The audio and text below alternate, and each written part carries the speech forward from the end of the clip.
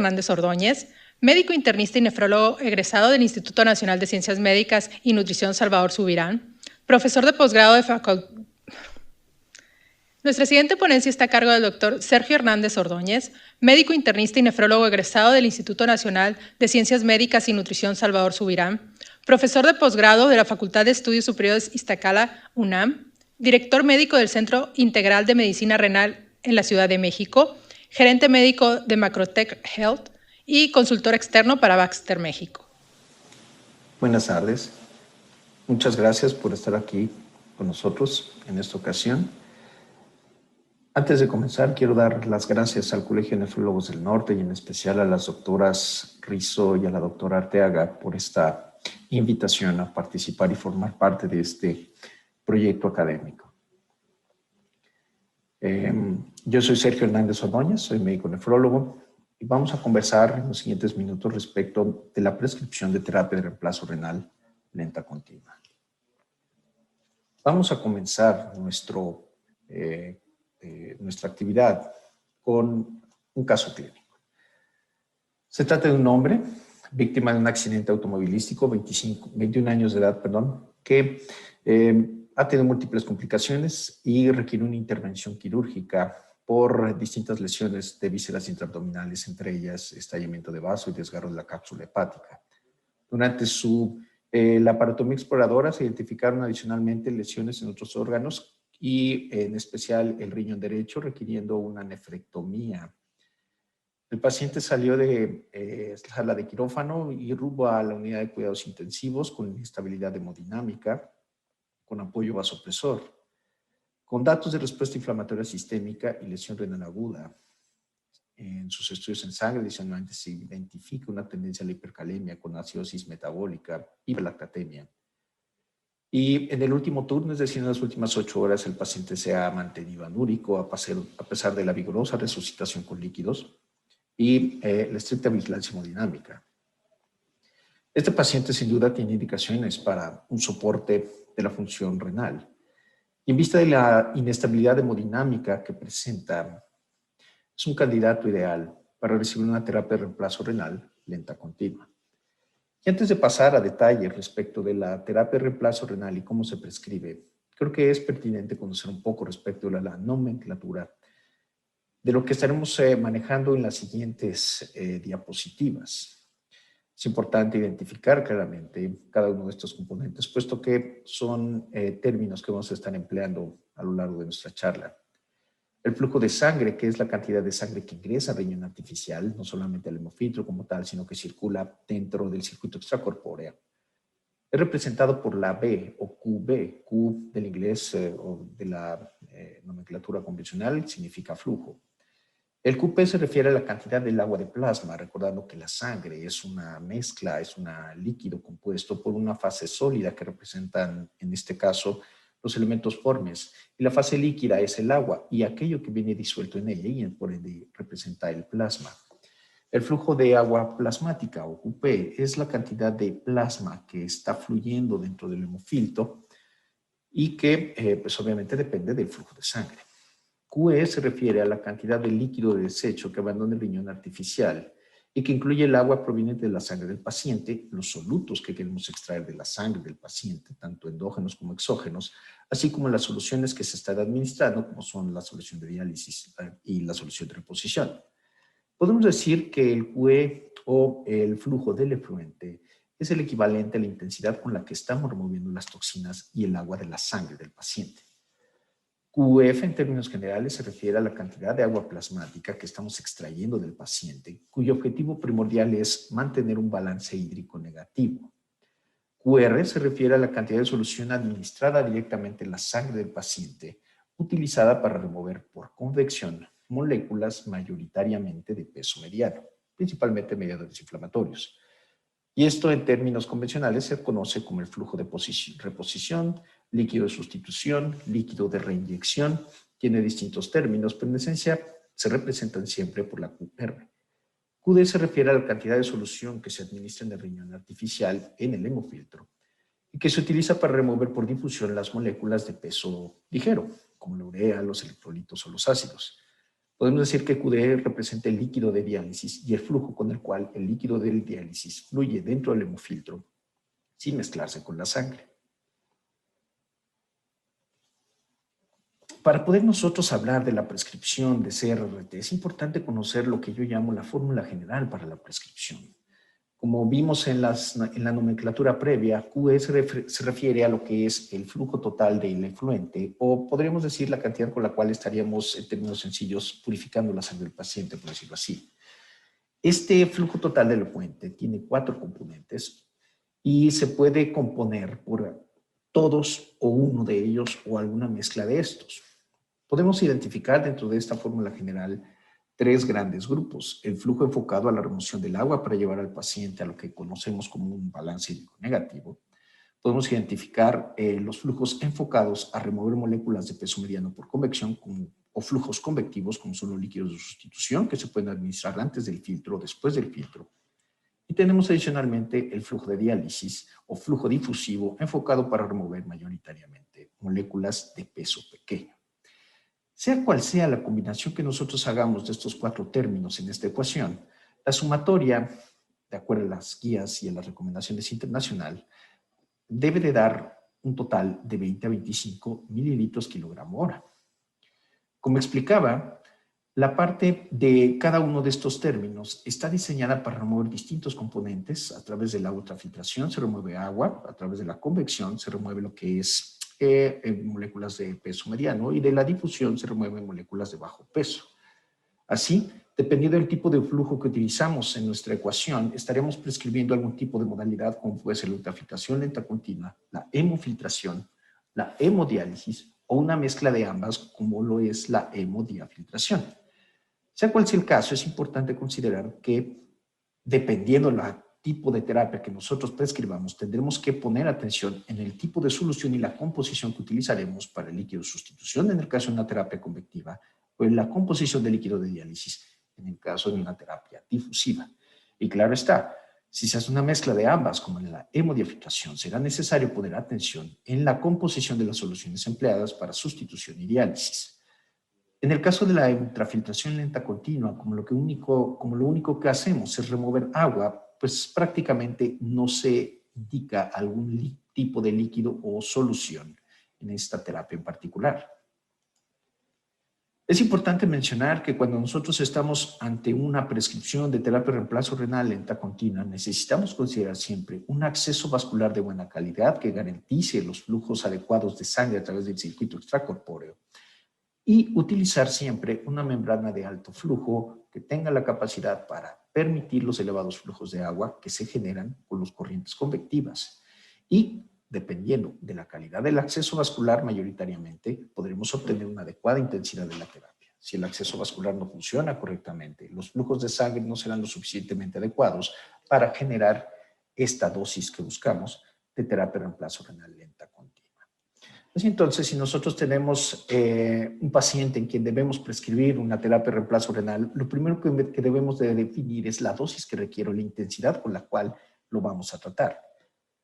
Y aquí yo les voy a mostrar algo muy importante, que hasta las mismas recomendaciones internacionales nos hacen la sugerencia sobre la intensidad con la cual podemos trabajar. Recordemos que la intensidad de la terapia de reemplazo renal o la dosis de la terapia de reemplazo renal tiene mucho que ver con el impacto en la supervivencia. Por distintos estudios, principalmente el primer estudio que publicó el doctor Claudio Ronco, se dio un resultado que sugería que mientras mayor la intensidad de la dosis en la terapia, mientras mayor la intensidad de la terapia, mejor la supervivencia. Sin embargo, estudios posteriores no pudieron demostrar la misma relación entre una mayor dosis y mayor supervivencia, al punto que después de la publicación de 2 ensayos clínicos controlados, como el estudio ATN y el estudio renal, se encontró que si bien es cierto existe una relación entre la intensidad de la dosis y la supervivencia, esta se encuentra dentro de una ventana terapéutica. Y esta ventana habitualmente se ubica entre los 20 y los 40-45 mililitros kilogramo hora de dosis, al punto que cuando nosotros excedemos esa dosis, la ventaja en supervivencia parece verse reducida e inclusive existe la posibilidad de un riesgo potencial dado que estas terapias no son selectivas en el sentido de que no solamente remueven moléculas endógenas y exógenas dañinas, sino que también son terapias que tienen la capacidad de remover sustancias preciadas como son aminoácidos, electrolitos e inclusive fármacos. Lo que explica por qué cuando el paciente está en una terapia de estas es necesario hacer ajustes, por ejemplo, en la dosis de antibióticos. Lo mismo sucede cuando estamos hablando de una dosis por debajo de los 20 mililitros kilogramo hora, donde podríamos considerar que la dosis es subterapéutica y por lo tanto el beneficio en supervivencia se pierde dado que no estamos dando la intensidad que deberíamos dar. De ahí entonces que el consenso internacional sugiere que cuando estemos ante la prescripción de una terapia de reemplazo renal lento continuo, la gran mayoría de los pacientes se verán beneficiados con una prescripción de dosis entre 20 y 30 mililitros kilogramo hora. Así, en nuestro caso, en este joven de 75 kilogramos de peso y con un hematócrito del 30%, optamos por prescribir, de acuerdo al margen de peso, una dosis total de 30 mililitros kilogramo hora. Y por lo tanto, el primer paso en la prescripción es calcular esa intensidad. Si nuestro paciente pesa 75 kilogramos y le prescribimos una dosis de 30 mililitros kilogramo hora, el volumen a depurar de una toxina X, como puede ser la urea, por hora durante 24 horas constantes será igual a 75 por 30, es decir, tendríamos nosotros que programar un flujo de efluente cada hora de 2.250 mililitros. Esto, como podemos ver, no tiene mucha ciencia e inclusive nosotros podemos hacer una tabla muy sencilla donde podamos identificar con base en el rango o en el margen de peso del paciente y la dosis que queremos, qué tanto podemos incrementar o disminuir la dosis total de efluente en función de si queremos dar 25, 30, 35, inclusive más.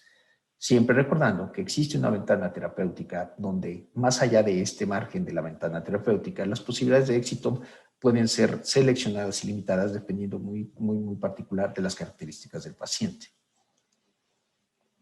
Así entonces, si nosotros revisamos de nuevo en nuestra fórmula general para la prescripción, observamos que la dosis total que vamos a aplicar en este paciente, dado que le queremos dar una dosis de 30 mililitros kilogramo hora, será de 2.250 mililitros. Y por lo tanto, el siguiente paso es, de estos 30 mililitros kilogramo hora o 2.250 mililitros por hora, tenemos que identificar qué es lo que le vamos a dar. ¿Qué vamos a dar de acuerdo a esta fórmula? Si vamos a dar convección, si vamos a dar difusión, si hay que ultrafiltrar o si hay que dar los tres, 2, 1 o alguna mezcla. Entonces, que es importante considerar y voltear a ver a nuestro paciente para conocer cuáles son sus necesidades, cuáles son los problemas que en este momento ponen en riesgo la vida y que ameritan el inicio del soporte renal, como puede ser la acidosis metabólica, la hipercalemia, la expansión de volumen o inclusive la respuesta inflamatoria que tiene el paciente. Cada uno de estos elementos tiene distintos componentes, como por ejemplo la acidosis metabólica muchas veces es simplemente el aporte de bicarbonato y la remoción de algunos ácidos orgánicos. La hipercalemia, pues la remoción del exceso de potasio, la expansión de volumen, la ultrafiltración.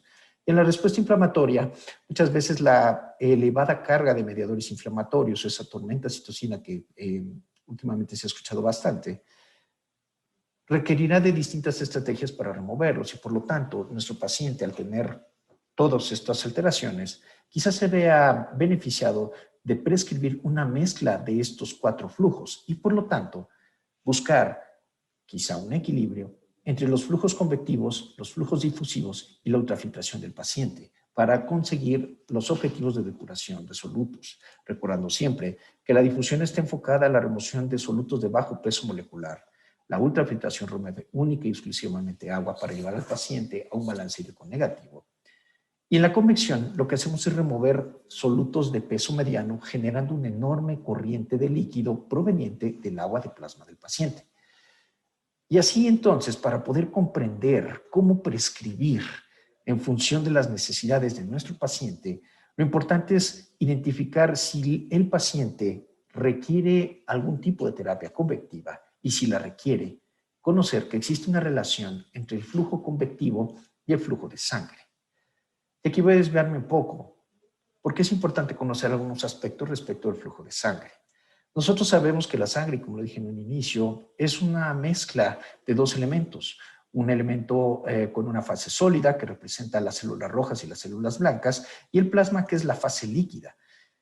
Podemos decir que la fase roja se encuentra representada por el hematócrito, y debido a la enorme proporción que existe entre el hematócrito y las células blancas, normalmente utilizamos el hematócrito para definir la proporción de fase sólida versus la proporción de la fase líquida. Si nosotros conocemos el hematócrito del paciente, como este es complementario, automáticamente podemos calcular a cuánto equivale el plasma sanguíneo si conocemos el hematócrito. En este caso, podemos decir, y en términos generales, que si una persona tiene un hematócrito del 45%, el 55% del volumen restante lo representa el plasma. Si extraemos 100 mililitros de sangre con un hematócrito del 45%, de estos 100 mililitros, 45 mililitros son eritrocitos, y el 55% lo representa el plasma. Y es justamente ahí donde las terapias de purificación sanguínea extracorpórea trabajan, modificando la composición del plasma, ya sea removiendo el agua. Como podemos ver, el plasma, el 91% de su volumen lo representa el agua. Y el porcentaje restante está representado por los solutos que se encuentran diluidos, que son una gran variedad, desde sustancias que ya conocemos, como los electrolitos, como vitaminas, así como también proteínas de bajo peso molecular, mediano peso molecular, lipoproteínas, etcétera, que para fines de purificación sanguínea y mecanismos de remoción de solutos los podemos dividir entre solutos de peso mediano, como los mediadores inflamatorios, y los solutos pequeños, como las toxinas urémicas de bajo peso, como la urea, la creatinina, el ácido úrico, etcétera, etcétera. Entonces, que si nosotros comprendemos que de la sangre que se está procesando dentro del hemofiltro, nosotros solo modificamos la parte líquida sin modificar en absoluto la parte sólida, puesto que en el filtro no se pierden células, podremos tener más clara la relevancia de prescribir el adecuado flujo sanguíneo en una terapia de reemplazo renal lenta continua. Si ustedes lo han notado o lo notan más adelante, los distintos flujos de una terapia de reemplazo renal lenta continua están programados en mililitros hora, salvo el flujo sanguíneo, que por convección se maneja siempre en mililitros minuto. Entonces, si nosotros prescribimos, por ejemplo, una terapia con un flujo de 100 mililitros por minuto, esto es igual a 6 litros por hora, 150 mililitros minuto, 9 mililitros o 9 litros por hora.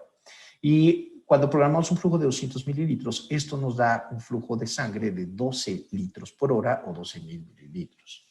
Si tuviésemos un paciente con un hematócrito del 45%, al prescribir un flujo de sangre de 100 mililitros minuto, esto es igual a un flujo de plasma que entra al circuito extracorpóreo cada hora de 3.3 litros. De estos 6 litros de sangre que fluyen, 3.300 mililitros o 3.3 litros los representa el plasma. Y lo mismo sucede con el volumen cuando el flujo de sangre lo subimos de 100 a 150 o cuando lo subimos de 150 a 200 mililitros. Como ustedes pueden observar, si elevamos el flujo de sangre, incrementamos automáticamente la cantidad de sangre que ingresa por hora al hemofiltro. Y si conocemos el hematócrito, podemos calcular el agua de plasma que está ingresando al hemofiltro. Y obviamente observamos que así como incrementa la cantidad de sangre que ingresa, también incrementa la cantidad de agua de plasma que ingresa. Y es esta, el agua de plasma, que nosotros modificamos y utilizamos en una terapia de purificación sanguínea extracorpórea. Y por lo tanto, si nosotros vamos a extraer volumen del agua de plasma, por ejemplo, para una ultrafiltración, debemos de saber cuánta agua podemos extraer sin llegar a generar una hemoconcentración al punto que por esa hemoconcentración el filtro se coagule y de esa manera concluya la vida útil del circuito extracorpóreo. Nosotros ya sabemos que podemos extraer no más del 25% del agua de plasma del volumen total que está ingresando en el filtro. Esto es lo que en términos coloquiales se habla de la fracción de filtración. ¿Cuánta agua de plasma podemos extraer de la cantidad total que está ingresando por hora al filtro? Sabiendo que si extraigo más del 25% de este número, el riesgo de coagulación y pérdida del circuito es elevado. Por lo tanto, tenemos que calcular cuál sería este 25%. Si yo considero que en mi paciente voy a prescribir 100 mililitros minuto, esto es igual a 6 litros por hora, y si tiene un hematócrito del 45%, de estos 6 litros de sangre, 3.3 litros son plasma. Si yo deseo remover agua de plasma, no puedo remover más del 25% de este número. Es decir, que entonces yo solamente podría hacer una terapia convectiva con un flujo de 825 mililitros. Porque si extraigo con un flujo de sangre 100 mililitros minuto, más de 825 mililitros, estoy sacando más del 25% del agua de plasma y por lo tanto estoy generando suficiente hemoconcentración dentro del circuito extracorpóreo como para precipitar un evento de coagulación y pérdida de la permeabilidad del circuito por coagulación del mismo. Esto es lo que yo llamo el flujo convectivo máximo. El flujo convectivo máximo es el flujo máximo que podemos conseguir en una hemofiltración postfiltro sin superar la fracción de filtración del 25%. Y esto explica por qué dentro de la prescripción de la CRRT es fundamental conocer cómo está el hematócrito del paciente y definir un flujo de sangre que garantice la cantidad suficiente de agua de plasma como para remover líquido sin que haya coagulación en el circuito extracorpóreo. De ahí entonces que, si estratificamos por peso el paciente, la recomendación inicial para la prescripción de terapia de reemplazo renal de acuerdo al peso de nuestro paciente sería iniciar no solamente con una dosis de 30 mililitros kilogramo hora, sino con un flujo de sangre de 150. Si nosotros programamos 150 mililitros minuto de flujo de sangre, hacemos el cálculo de cuánto equivale 150 mililitros minuto en flujo de agua plasmática, que es 150 por los 60 minutos, para convertirlo en 9 litros por hora, y después sacamos lo que es el complemento. Si sabemos que el 30% de estos 9 litros representa el agua de plasma, es decir, 1 menos hematócrito, tenemos entonces que nuestro paciente tiene un flujo de agua plasmática de 6.300. Esto representa la cantidad total de agua en la cual flotan los eritrocitos con este hematócrito del 30%. Si extraigo demasiada agua de este plasma, no habrá suficiente espacio para que los eritrocitos floten, habrá hemoconcentración y se precipitará un evento de coagulación. Por lo tanto, lo más que puedo extraer de este número es el 25%.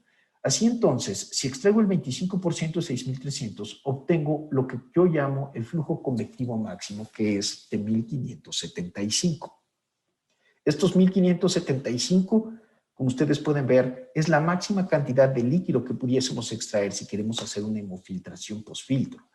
Aquí ustedes lo pueden ver en la tabla. En esta tabla podemos nosotros anticipar aproximadamente cuánto sería el flujo máximo que pudiésemos prescribir si queremos hacer una hemofiltración postfiltro sin rebasar la fracción de filtración del 25%. Recordando que mientras mayor es el flujo sanguíneo, mayor es la flexibilidad en cuanto a la prescripción de flujos convectivos. Mientras menor es el hematócrito, mayor es la cantidad de flujos que se pueden administrar. Y por lo tanto, aquellos pacientes que están hemoconcentrados, por ejemplo, el paciente gran quemado que tiene una elevada pérdida de líquido con mucha hemoconcentración, vemos que es complicado generar o prescribir una hemofiltración pura y cuando el paciente tiene un hematócrito muy alto y forzosamente tendremos que buscar flujos de sangre más elevados para conseguir la remoción de un adecuado flujo convectivo. Para esto, obviamente, necesitamos que nuestro catéter sea un acceso vascular que garantice la cantidad de sangre suficiente para remover todas estas toxinas a través de hemofiltración. Si no tenemos un acceso vascular de calibre adecuado y cuya punta se ubique justamente en la aurícula, será complicado obtener flujos cercanos a 200 o inclusive superiores a 200 mililitros minuto. Y por lo tanto, si prescribimos con un acceso inadecuado flujos elevados, vamos a tener presiones negativas que impactarán sobre la eficiencia de la terapia. Recordemos que la clave del éxito en la terapia de reemplazo renal es un acceso vascular funcional, dado que se seleccionó el calibre adecuado y la punta del catéter se ubica en el punto donde debe de estar. Si regresamos entonces a nuestra fórmula general de prescripción, lo que podemos hacer es básicamente considerar el cálculo del flujo convectivo máximo. En nuestro paciente de 75 kilogramos, en quien calculamos un flujo de sangre de 150 mililitros minuto, este paciente a quien se le hizo el cálculo de un flujo de agua plasmática de 6.300 y se sacó el 25% de esos 6.300, se obtuvo lo que, como les digo, llamo yo, el flujo convectivo máximo de 1.575. Si nosotros este flujo convectivo máximo lo ponemos en una estrategia prefiltro, podemos diluir la sangre y de esta manera ayudamos a reducir la hemoconcentración dentro del circuito. Y si adicionalmente a este flujo convectivo máximo le sacamos el 20% y lo prescribimos como flujo convectivo postfiltro, observamos que estaríamos prescribiendo mayoritariamente una terapia convectiva. Y si sumamos estos dos, 1.575 más 315, y se lo restamos a la dosis que tendríamos que dar de 2.250, nos sobraría lo que es el flujo de diálisis que podemos aplicar, dejándole una ultrafiltración que puede ser variable y pues para fines de esta charla discutir los distintos esquemas y modalidades de remoción de líquido y programación de ultrafiltración nos podría tomar más tiempo. Pero en este caso lo que se hizo fue prescribir al paciente un flujo de ultrafiltración de 100 mililitros hora. Así, como ustedes pueden observar, a través de la estrategia de un flujo convectivo máximo de 1.575 y el 20% de este número se colocó como flujo convectivo postfiltro y posteriormente se calculó el flujo de diálisis de la resta de estos dos al flujo del efluente, se obtuvo por fin la cantidad de flujos necesarios para garantizar en nuestro paciente la prescripción de 2.250 mililitros por hora como dosis total de efluente, sabiendo que la sumatoria de estos dos no elevará la fracción de filtración más allá del 25% y por lo tanto esto nos puede ayudar a mantener una permeabilidad adecuada del circuito y reducir la probabilidad de coagulación del circuito, dado que no solamente tenemos unos flujos convectivos con esta estrategia, sino que además tenemos un acceso vascular lo suficientemente adecuado como para garantizar un flujo de sangre de 150 mililitros minuto para facilitar este flujo convectivo. De esta manera, nosotros podemos elaborar la prescripción del paciente enfocándonos mayoritariamente en lo que es el flujo convectivo, sabiendo que el flujo convectivo es el que nos puede dar mayor dificultad sobre el impacto en la supervivencia del circuito extracorpóreo. Si nosotros seguimos esta estrategia del flujo convectivo máximo, en el cual obtenemos el 25% del agua plasmática que ingresa en el circuito y este flujo convectivo máximo lo ponemos en una modalidad prefiltro y adicionalmente a este mismo número le sacamos el 20% y le ponemos en modalidad postfiltro, estamos manejando una hemodiafiltración, dado que los dos flujos por sí solos no alcanzan los 2.250. Lo que nos falte para alcanzar la dosis de 2.250 lo podemos añadir como flujo difusivo y así estamos generando una hemodiafiltración que satisfaga las necesidades de nuestro paciente.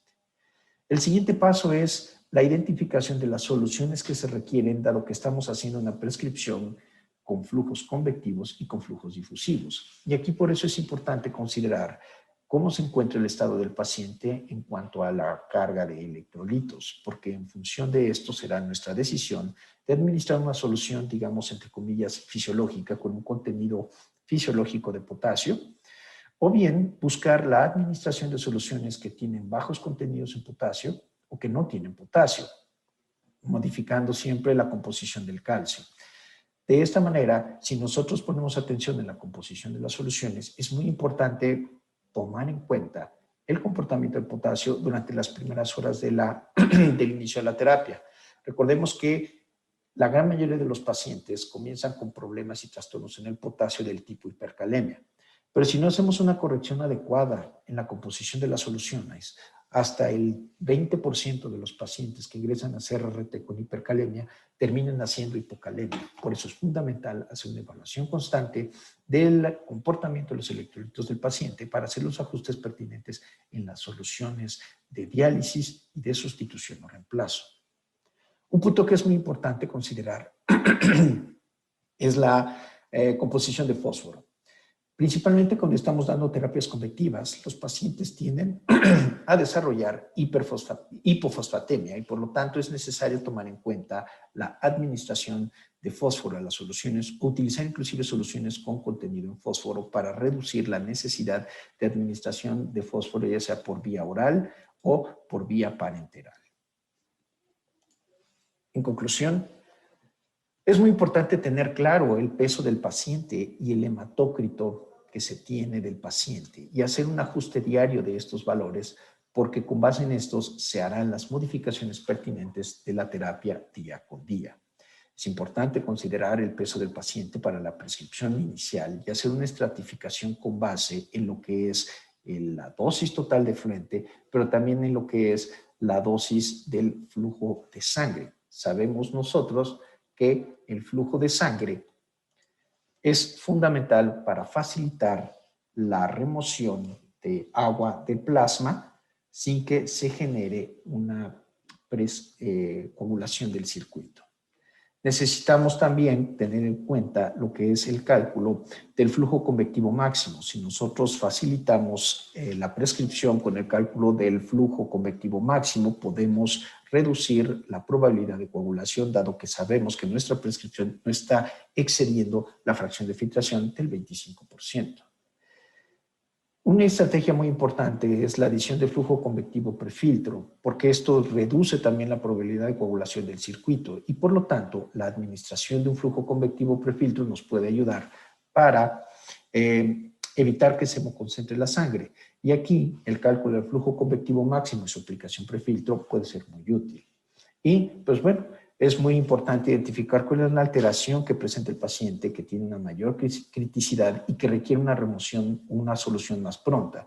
Así, si tenemos un paciente con hipercalemia grave, quizá en lugar de prescribir una hemodiafiltración, lo ideal sea prescribir una hemodiálisis veno-venosa continua, poniendo el 100% de los flujos en flujo de diálisis y, según el comportamiento del potasio en las horas posteriores, considerar hacer un cambio y migrar de una hemodiálisis a una hemofiltración o una hemodiafiltración dependiendo de cuáles sean las alteraciones que deseen controlarse en nuestro paciente. Por mi parte, eso es todo. Pongo a su disposición mis direcciones de correo electrónico en los cuales puedo yo atender sus dudas, sus aclaraciones o sus comentarios. Y agradezco mucho su tiempo y su atención. Muchísimas gracias.